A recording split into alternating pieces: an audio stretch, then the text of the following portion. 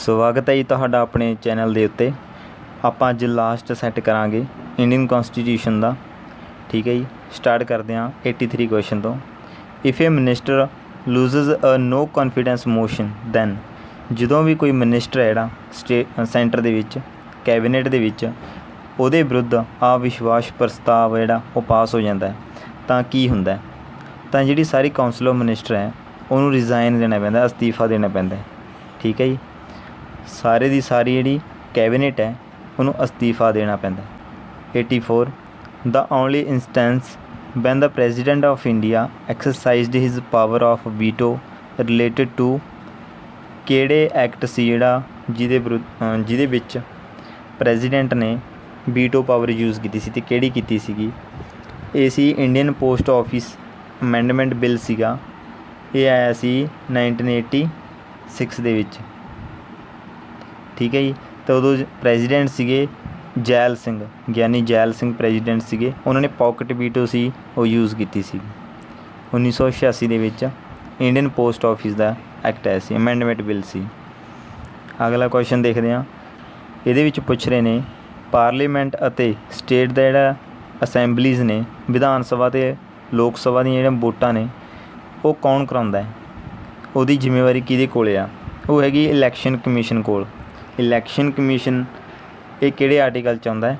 ਇਹ ਆਉਂਦੇ 324 ਆਰਟੀਕਲ, ਸੰਵਿਧਾਨ ਦੇ 324 ਆਰਟੀਕਲ ਦੇ ਵਿੱਚ ਇਲੈਕਸ਼ਨ ਕਮਿਸ਼ਨ ਦਾ ਜਿਹੜਾ ਜ਼ਿਕਰ ਕੀਤਾ ਜਾਂਦਾ। ਅਤੇ ਇੰਡੀਆ ਦੇ ਜੋ ਇਲੈਕਸ਼ਨ ਕਮਿਸ਼ਨਰ ਨੇ ਉਹ ਕੌਣ ਨੇ? ਉਹ ਹੈਗੇ ਨੇ ਸ਼੍ਰੀ ਸੁਸ਼ੀਲ ਚੰਦਰਾ। ਉਹ ਹੈਗੇ ਨੇ 24ਵੇਂ ਇਲੈਕਸ਼ਨ ਕਮਿਸ਼ਨਰ ਨੇ। ਠੀਕ ਹੈ, ਅੱਗੇ ਚੱਲਦੇ ਹਾਂ। ਅਗਲਾ ਕੁਐਸਚਨ ਹੈ what is contained in the 10th schedule of the constitution? 10ਵੇਂ ਜਿਹੜਾ ਸ਼ਡਿਊਲ ਹੈ ਉਹਦੇ ਵਿੱਚ ਕੀ ਦਿੱਤਾ ਗਿਆ? 10ਵੇਂ ਸ਼ਡਿਊਲ ਦੇ ਵਿੱਚ ਇਹ ਪ੍ਰੋਵੀਜ਼ਨ ਕੀਤੀ ਗਈ ਹੈ ਜਦੋਂ ਵੀ ਕੋਈ ਮੰਤਰੀ ਜਿੱਤਣ ਤੋਂ ਬਾਅਦ ਆਪਣਾ ਦਰ ਬਦਲਦਾ ਹੈ ਤਾਂ ਉਸ ਨੂੰ ਡਿਸਕੁਆਲੀਫਾਈ ਕੀਤਾ ਜਾ ਸਕਦਾ ਹੈ। ਉਸ ਦੀ ਡਿਸਕੁਆਲੀਫਿਕੇਸ਼ਨ ਹੈ ਜਿਹੜੀ ਉਹ ਸਪੀਕਰ ਦੁਆਰਾ ਨਿਰਧਾਰਿਤ ਕੀਤੀ ਜਾਂਦੀ ਹੈ ਜੇਕਰ ਉਹ ਗਲਤ ਸਾਬਿਤ ਹੁੰਦਾ ਹੈ। ਐਂਟੀ ਡਿਫੈਕਸ਼ਨ ਲਾ ਜਿਹੜਾ ਉਹ 10ਵੇਂ ਸ਼ਡਿਊਲ ਦੇ ਵਿੱਚ ਆਉਂਦਾ ਹੈ। ਡਿਫੈਕਸ਼ਨ ਦਾ ਮਤਲਬ ਹੈ ਦਲ ਬਦਲਣਾ। ਠੀਕ ਹੈ ਜੀ, ਜਦੋਂ ਵੀ ਕੋਈ ਮੰਤਰੀ ਦਲ ਬਦਲ ਕੇ ਦੂਸਰੇ ਪਾਸੇ ਚਲਾ ਜਾਂਦਾ ਹੈ ਅਤੇ ਕੋਈ ਨਾ ਕੋਈ ਉਸਨੂੰ ਜੇ ਲਾਭ ਹੋ ਰਿਹਾ ਤਾਂ ਉਸ ਦੇ ਆਧਾਰ 'ਤੇ ਉਹ ਗਲਤ ਸਾਬਿਤ ਹੋ ਰਿਹਾ ਤਾਂ ਉਸਨੂੰ ਅਹੁਦੇ ਤੋਂ ਹਟਾ ਦਿੱਤਾ ਜਾਂਦਾ ਹੈ। ਅਗਲਾ ਕੁਐਸਚਨ ਦੇਖਦੇ ਹਾਂ। ਦੀ election commission holds election for, election commission ਹੈ ਜਿਹੜਾ ਉਹ ਕਿੰਨਾ ਵਾਸਤੇ ਇਲੈਕਸ਼ਨ ਕਰਾਉਂਦਾ ਹੈ? ਪਾਰਲੀਮੈਂਟ ਵਾਸਤੇ, ਸਟੇਟ ਲੈਜਿਸਲੇਚਰ ਵਿਧਾਨ ਸਭਾ ਵਾਸਤੇ, ਅਤੇ ਪ੍ਰੈਜ਼ੀਡੈਂਟ ਅਤੇ ਵਾਈਸ ਪ੍ਰੈਜ਼ੀਡੈਂਟ ਰਾਸ਼ਟਰਪਤੀ ਅਤੇ ਉਪ ਰਾਸ਼ਟਰਪਤੀ ਦੀਆਂ ਚੋਣਾਂ ਕਰਵਾਉਂਦਾ ਹੈ। ਠੀਕ ਹੈ ਜੀ, ਕਿਹਦੀ? ਲੋਕ ਸਭਾ ਅਤੇ ਰਾਜ ਸਭਾ ਦੀ, ਵਿਧਾਨ ਸਭਾ ਦੀ, ਰਾਸ਼ਟਰਪਤੀ ਦੀ ਅਤੇ ਉਪ ਰਾਸ਼ਟਰਪਤੀ ਦੀ। ਅਗਲਾ ਕੁਐਸਚਨ ਦੇਖਦੇ ਹਾਂ। ਫॉर ਇਲੈਕਸ਼ਨ ਟੂ ਦਾ ਲੋਕ ਸਭਾ ਇਹ nomination paper can be filled by, ਕੌਣ ਫਿਲ ਕਰ ਸਕਦਾ ਹੈ ਜੇਕਰ ਕੋਈ ਲੋਕ ਸਭਾ ਦਾ ਮੈਂਬਰ ਬਣਨਾ ਚਾਹੁੰਦਾ ਹੈ, ਇਲੈਕਸ਼ਨ ਲੜਨਾ ਚਾਹੁੰਦਾ ਹੈ? ਇਲੈਕਸ਼ਨ ਕੌਣ ਲੜ ਸਕਦਾ ਹੈ? ਇੰਡੀਆ ਦਾ ਕੋਈ ਵੀ ਸਿਟੀਜ਼ਨ ਜਿਸ ਦਾ ਵੋਟਰ ਸੂਚੀ ਦੇ ਵਿੱਚ ਨਾਮ ਹੋਵੇ, ਜਿੱਥੋਂ ਦਾ ਉਹ ਵਸਨੀਕ ਹੈ। ਠੀਕ ਹੈ ਜੀ, ਉਹ ਚੋਣਾਂ ਲੜ ਸਕਦਾ ਹੈ। ਅਗਲਾ ਕੁਐਸਚਨ ਦੇਖਦੇ ਹਾਂ। In India political parties are given recognition by, India ਦੇ ਵਿੱਚ ਪੋਲੀਟੀਕਲ ਪਾਰਟੀਜ਼ ਨੇ ਜੋ ਉਹਨਾਂ ਨੂੰ ਮਾਨਤਾ ਕੌਣ ਦਿੰਦਾ? ਇਲੈਕਸ਼ਨ ਕਮਿਸ਼ਨ ਹੈ ਜਿਹੜਾ ਉਹ ਸਾਰੀਆਂ ਪਾਰਟੀਆਂ ਨੂੰ ਮਾਨਤਾ ਦਿੰਦਾ ਹੈ। ਇਹ ਵੀ ਕੁਐਸਚਨ ਆ ਸਕਦਾ ਹੈ ਕਿ ਇੰਡੀਆ ਦੇ ਵਿੱਚ ਨੈਸ਼ਨਲ ਪਾਰਟੀ ਨੇ, ਰਾਸ਼ਟਰੀ ਪਾਰਟੀਆਂ ਨੇ ਜਿਹੜੀਆਂ ਉਹ ਕਿੰਨੀਆਂ ਨੇ? ਉਹ ਹੈਗੀਆਂ ਨੇ 8। ਠੀਕ ਹੈ, ਅਤੇ ਸਟੇਟ ਪਾਰਟੀਜ਼ ਕਿੰਨੀਆਂ ਨੇ? ਸਟੇਟ ਪਾਰਟੀਆਂ ਹੈਗੀਆਂ ਨੇ 52, 52, ਅਤੇ ਬਾਕੀ ਬਹੁਤ ਸਾਰੀਆਂ ਅਨਰਿਕੋਗਨਾਈਜ਼ਡ ਨੇ ਜਿਹੜੀਆਂ ਅਣਪਛਾਤੀਆਂ ਨੇ ਉਹ ਬਹੁਤ ਸਾਰੀਆਂ ਨੇ, ਤਕਰੀਬਨ 2500 ਤੋਂ ਉੱਪਰ ਨੇ। ਅਗਲਾ question the vice president is elected by an electoral college consisting of members of, ਇਹਦੇ ਵਿੱਚ ਪੁੱਛ ਰਿਹਾ ਵਾਈਸ ਪ੍ਰੈਜ਼ੀਡੈਂਟ ਆ ਉਹ ਕਿਹਨਾਂ ਦੁਆਰਾ ਚੁਣਿਆ ਜਾਂਦਾ ਹੈ? ਉਹ ਚੁਣਿਆ ਜਾਂਦਾ ਹੈ ਬੋਥ ਹਾਊਸਿਸ ਆਫ ਪਾਰਲੀਮੈਂਟ, ਪਾਰਲੀਮੈਂਟ ਦੇ ਦੋਵੇਂ ਹਾਊਸ ਕਿਹੜੇ? ਲੋਕ ਸਭਾ ਅਤੇ ਰਾਜ ਸਭਾ। ਉਸ ਦੇ ਵਿੱਚ ਕੌਣ ਵੋਟ ਪਾਉਂਦੇ ਨੇ ਵਾਈਸ ਪ੍ਰੈਜ਼ੀਡੈਂਟ ਨੂੰ? ਜਿਹੜੇ ਕਿ ਇਲੈਕਟ ਹੋਏ ਨੇ। ਠੀਕ ਹੈ, ਇਲੈਕਟੋਰਲ ਦਾ ਮਤਲਬ ਚੋਣਕਾਰ, ਜਿਹੜੇ ਚੁਣਦੇ ਨੇ। ਅੱਗੇ ਚੱਲਦੇ ਹਾਂ। ਅਗਲਾ ਕੁਐਸਚਨ ਹੈ the election commission does not conduct the election to the, election commission ਕਿਹਨਾਂ ਵਾਸਤੇ ਇਲੈਕਸ਼ਨ ਕੰਡਕਟ ਨਹੀਂ ਕਰਦਾ? ਕਿਹਨਾਂ ਦੀਆਂ ਵੋਟਾਂ ਨਹੀਂ ਪਵਾਉਂਦਾ? ਲੋਕਲ ਬਾਡੀਜ਼ ਨੇ ਜਿਹੜੀਆਂ ਮਿਊਨਸੀਪੈਲਿਟੀਜ਼ ਨੇ ਜੋ ਉਹਨਾਂ ਦੀਆਂ ਵੋਟਾਂ ਇਲੈਕਸ਼ਨ ਕਮਿਸ਼ਨ ਨਹੀਂ ਪਵਾਉਂਦਾ। ਠੀਕ ਹੈ, ਜਿਵੇਂ ਸਰਪੰਚੀ ਦੀ ਹੋ ਗਈਆਂ। ਅਗਲਾ, the maximum age prescribed for election as president is. President ਦੀ ਜਿਹੜੀ ਇਲੈਕਸ਼ਨ ਵਾਸਤੇ ਮੈਕਸੀਮਮ ਵੱਧ ਤੋਂ ਵੱਧ ਕਿੰਨੀ ਉਮਰ ਦੱਸੀ ਗਈ ਹੈ? ਕੋਈ ਵੀ ਲਿਮਿਟ ਨਹੀਂ ਦੱਸੀ ਹੈ, ਕਿੰਨੇ ਵੀ ਉਮਰ ਦਾ ਪ੍ਰੈਜ਼ੀਡੈਂਟ ਬਣ ਸਕਦਾ, ਠੀਕ ਹੈ। ਪਰ ਪ੍ਰੈਜ਼ੀਡੈਂਟ ਦਾ ਜਿਹੜੀ ਟਰਮ ਹੈ ਉਹ ਜ਼ਰੂਰ ਦੱਸੀ ਗਈ, ਉਹ ਹੈਗੀ ਹੈ 5 ਸਾਲ। 5 ਸਾਲ ਵਾਸਤੇ ਪ੍ਰੈਜ਼ੀਡੈਂਟ ਨੂੰ ਅਪਾਇੰਟ ਕੀਤਾ ਜਾਂਦਾ। ਅਗਲਾ question, the power to decide an election petition is vested in the. ਇਹਦੇ ਵਿੱਚ ਪੁੱਛ ਰਹੇ ਨੇ ਕਿ ਇਲੈਕਸ਼ਨ ਪਟੀਸ਼ਨ ਪਾਤੀ ਕਿਸੇ ਨੇ ਤਾਂ ਉਸ ਦੀ ਪਾਵਰ ਕਿਸ ਕੋਲ ਹੈ ਕਿ ਉਸ ਨੂੰ ਡਿਸਾਈਡ ਕਰਕੇ ਫੈਸਲਾ ਦੇਵੇ। ਆਖਰੀ ਫੈਸਲਾ ਕਿਸ ਦਾ ਹੁੰਦਾ ਹੈ ਜੇਕਰ ਇਲੈਕਸ਼ਨਸ ਦੇ ਵਿੱਚ ਕੋਈ ਪਟੀਸ਼ਨ ਪਾਉਂਦਾ ਤਾਂ ਹੁੰਦਾ ਇਲੈਕਸ਼ਨ ਕਮਿਸ਼ਨ ਦਾ। ਅਗਲਾ ਕੁਐਸਚਨ ਦੇਖਦੇ ਹਾਂ, to elect the president of India which one of the following election procedures is used. President ਦੀ ਚੋਣ ਕਰਨੀ ਹੈ ਇੰਡੀਆ ਦੇ ਵਿੱਚ ਤਾਂ ਕਿਹੜਾ ਪ੍ਰੋਸੀਜਰ ਯੂਜ਼ ਕੀਤਾ ਜਾਂਦਾ ਇਲੈਕਸ਼ਨ ਵਾਸਤੇ?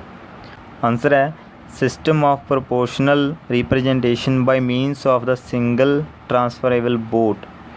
ਇਸ ਦੇ ਵਿੱਚ ਕੀ ਹੁੰਦਾ ਹੈ, ਇੱਕ ਬੰਦਾ ਜਿੰਨੇ ਉਮੀਦਵਾਰ ਖੜ੍ਹੇ ਨੇ, ਕੈਂਡੀਡੇਟ ਜਿੰਨੇ ਖੜ੍ਹੇ ਨੇ, ਉਹਨਾਂ ਨੂੰ ਉਸ ਦੇ ਪ੍ਰੈਫਰੈਂਸ ਦੇ ਆਧਾਰ 'ਤੇ ਵੋਟ ਦਿੰਦਾ ਹੈ। ਜਿਵੇਂ 5 ਜਣੇ ਨੇ, 5 ਜਣਿਆਂ ਨੂੰ ਪਹਿਲੇ 'ਤੇ, ਦੂਜੇ 'ਤੇ, ਤੀਜੇ 'ਤੇ, ਚੌਥੇ 'ਤੇ, ਪੰਜਵੇਂ 'ਤੇ ਵੋਟ ਦਿੰਦਾ ਹੈ, ਠੀਕ ਹੈ। ਤਾਂ ਇਹਨੂੰ ਟਰਾਂਸਫਰੇਬਲ ਵੋਟ ਕਹਿੰਦੇ ਨੇ। ਤਾਂ ਪ੍ਰੈਜ਼ੀਡੈਂਟ ਦੀ ਚੋਣ ਹੈ ਜਿਹੜੀ ਉਹ ਪ੍ਰੋਪੋਰਸ਼ਨਲ ਰਿਪਰੈਜੈਂਟੇਸ਼ਨ ਹੁੰਦੀ ਹੈ, ਸਿੰਗਲ ਟਰਾਂਸਫਰੇਬਲ ਵੋਟ ਹੁੰਦੀ ਜਿਹੜੀ ਕਿ। ਅਗਲਾ question, in which year were the first general election held in India. India ਦੇ ਵਿੱਚ ਫਸਟ ਜਨਰਲ ਇਲੈਕਸ਼ਨ ਹੈ ਜਿਹੜੀ ਕਦੋਂ ਹੋਈ ਸੀ? 1951 ਅਤੇ 52 ਦੇ ਵਿੱਚ। 1950 ਦੇ ਵਿੱਚ ਜਦੋਂ ਸੰਵਿਧਾਨ ਲਾਗੂ ਹੋ ਗਿਆ ਸੀਗਾ, ਉਸ ਤੋਂ 1 ਸਾਲ ਬਾਅਦ। ਅਗਲਾ question, election to the house of the people and legislative assemblies of states in India are conducted on the basis of adult franchise. ਬਾਲਗ ਮਤ ਅਧਿਕਾਰ ਹੈ ਜਿਹੜਾ, ਉਸ ਦੇ ਤਹਿਤ ਹੈ ਜਿਹੜੀ ਉਹ ਵੋਟ ਹੈ ਜਿਹੜੀ ਪਾ ਸਕਦੇ ਹਾਂ ਸਟੇਟ ਅਸੈਂਬਲੀਜ਼ ਦੇ ਵਿੱਚ ਅਤੇ ਪਾਰਲੀਮੈਂਟ ਅਤੇ ਲੋਕਲ ਬੋਡੀਜ਼ ਦੇ ਵਿੱਚ। 1988 ਤੋਂ ਪਹਿਲਾਂ ਜਿਹੜੀ ਵੋਟ ਪਾਉਣ ਦੀ ਉਮਰ ਸੀ ਉਹ 21 ਸਾਲ ਸੀ 1988 ਦੇ ਵਿੱਚ। 1988 ਤੋਂ ਬਾਅਦ 61st ਅਮੈਂਡਮੈਂਟ ਦੇ ਨਾਲ 21 ਸਾਲ ਤੋਂ 18 ਸਾਲ ਕਰਤੀ ਸੀ। ਅਗਲਾ question, who appoint the chief election commissioner of India. President ਨੇ ਜਿਹੜੇ ਉਹ ਅਪਾਇੰਟ ਕਰਦੇ ਨੇ ਇਲੈਕਸ਼ਨ ਕਮਿਸ਼ਨਰ ਨੂੰ ਇੰਡੀਆ ਦੇ ਨੂੰ। ਅਗਲਾ question, which among the following is not a part of the electoral reforms ਹੋਏ ਨੇ ਇਲੈਕਟੋਰਲ ਦੇ ਵਿੱਚ, ਠੀਕ ਹੈ, ਇਲੈਕਸ਼ਨ ਦੇ ਵਿੱਚ। ਤਾਂ ਉਹਦੇ ਵਿੱਚੋਂ ਕਿਹੜਾ ਨਹੀਂ ਹੈ, ਠੀਕ ਹੈ, ਕਿਹੜਾ ਰਿਫੋਰਮ ਨਹੀਂ ਹੈ? ਦੇਖੋ 3 ਹੈਗੇ ਨੇ, ਅਪਾਇੰਟਮੈਂਟ ਆਫ ਇਲੈਕਸ਼ਨ ਕਮਿਸ਼ਨਰ ਦੀ, ਠੀਕ ਹੈ, ਅਤੇ registration of political parties the, disqualification of ਅਫੈਂਡਰਸ ਜਿਹੜਾ ਕਿ 10ਵੇਂ ਸ਼ਡਿਊਲ ਦੇ ਵਿੱਚ ਆਉਂਦਾ ਹੈ। ਇਹਨਾਂ ਦੇ ਵਿੱਚ ਕਿਹੜਾ ਨਹੀਂ ਹੈ? Installation of electronic voting machines. ਇਹ ਰਿਫੋਰਮਸ ਦੇ ਵਿੱਚ ਨਹੀਂ ਆਉਂਦੀਆਂ। ਅਗਲਾ question, recognition to a political party is accorded by. ਕਿਸੇ ਵੀ ਪੋਲੀਟੀਕਲ ਪਾਰਟੀ ਨੂੰ ਪਛਾਣ ਦੇਣੀ ਹੈ ਤਾਂ ਉਹ ਕਿਸ ਕੋਲ ਹੁੰਦਾ ਅਧਿਕਾਰ ਉਹਦਾ? ਦਾ ਇਲੈਕਸ਼ਨ ਕਮਿਸ਼ਨ, ਉਹੀ ਆਪਣੀ ਸਹਿਮਤੀ ਦਿੰਦਾ ਹੈ। Last question, the chief minister of a state in India is not eligible to vote in the presidential election if. India ਦੇ ਵਿੱਚ ਚੀਫ ਮਿਨਿਸਟਰ ਜਿਹੜਾ ਉਹ ਵੋਟ ਨਹੀਂ ਪਾ ਸਕਦਾ ਪ੍ਰੈਜ਼ੀਡੈਂਟ ਦੀਆਂ ਇਲੈਕਸ਼ਨਸ ਦੇ ਵਿੱਚ। ਕਦੋਂ? ਜਦੋਂ ਉਹ ਮੈਂਬਰ ਹੁੰਦਾ ਹੈ upper house of the state legislature. ਵਿਧਾਨ ਪਰਿਸ਼ਦ ਹੁੰਦੀ ਹੈ ਜਿਹੜੀ ਸਟੇਟ ਦੇ ਵਿੱਚ, ਸਟੇਟ ਲੈਜਿਸਲੇਟਿਵ ਕਾਊਂਸਿਲ ਹੁੰਦੀ ਹੈ। ਜੇਕਰ ਉਸਦਾ ਉਹ ਮੈਂਬਰ ਹੈ ਤਾਂ ਚੀਫ ਮਿਨਿਸਟਰ ਹੈ ਉਹ ਵੋਟ ਨਹੀਂ ਪਾ ਸਕਦਾ ਪ੍ਰੈਜ਼ੀਡੈਂਟ ਦੇ ਇਲੈਕਸ਼ਨ ਦੇ ਵਿੱਚ, ਕਿਉਂਕਿ ਉਸ ਦੇ ਵਿੱਚ ਸਟੇਟ ਲੈਜਿਸਲੇਟਿਵ ਅਸੈਂਬਲੀਜ਼ ਦੇ ਮੈਂਬਰ ਚੁਣੇ ਹੋਏ ਨੇ ਜੋ ਉਹੀ ਵੋਟ ਪਾ ਸਕਦੇ ਨੇ। ਧੰਨਵਾਦ।